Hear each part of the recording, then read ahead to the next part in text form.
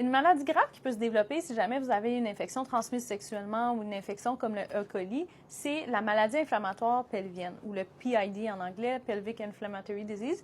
Donc, c'est quelque chose qu'on veut vraiment diagnostiquer. Ça va être des femmes qui vont avoir soit avoir des écoulements vaginaux anormaux de manière chronique ou des douleurs pendant les relations sexuelles. Il peut y avoir aussi des douleurs dans le bas du ventre. Puis le plus souvent, ça va être en lien avec soit la gonorrhée, la chlamydia, ça c'est le plus fréquent, ou le E. coli par exemple. Puis qu'est-ce qui arrive, c'est que les bactéries vont croître au niveau du vagin parce que c'est chaud, c'est humide, fait que ça favorise la croissance.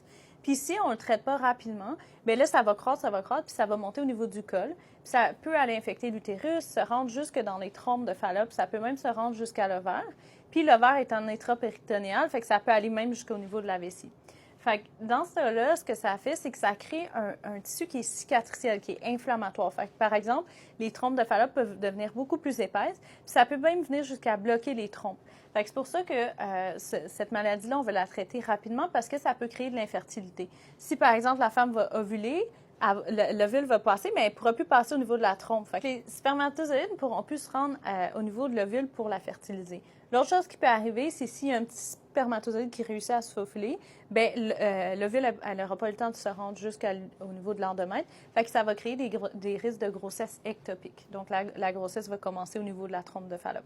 Fait que ça, c'est assez grave aussi. Puis ça peut aussi créer des douleurs chroniques au niveau de l'utérus, comme je le disais. Fait que quand on diagnostique ça, souvent, ça va être avec soit un toucher vaginal, on va aller toucher au niveau du col, puis il va être très sensible, il va être inflammatoire. Puis on va diagnostiquer en faisant des cultures vaginales ou un test d'urine, la gonorrhée ou la chlamydia.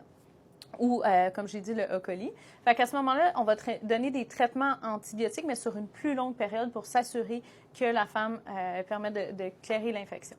Donc, voilà pour cette maladie-là. Je vous en parle parce que c'est quelque chose d'assez grave que nous, comme médecins, on veut s'assurer quand on voit une patiente que ce ne soit pas ça qu'elle a parce qu'il faut le traiter le plus rapidement possible pour lui permettre de demeurer fertile puis de ne pas avoir des complications au long terme. Puis finalement, si vous voulez le prévenir, vous éviter d'avoir cette maladie-là, c'est de vous protéger quand vous avez des relations sexuelles, diminuer votre risque d'ITSS, puis de vous dépister régulièrement. Si vous avez des changements de partenaire, de toujours faire un dépistage environ aux 3 mois.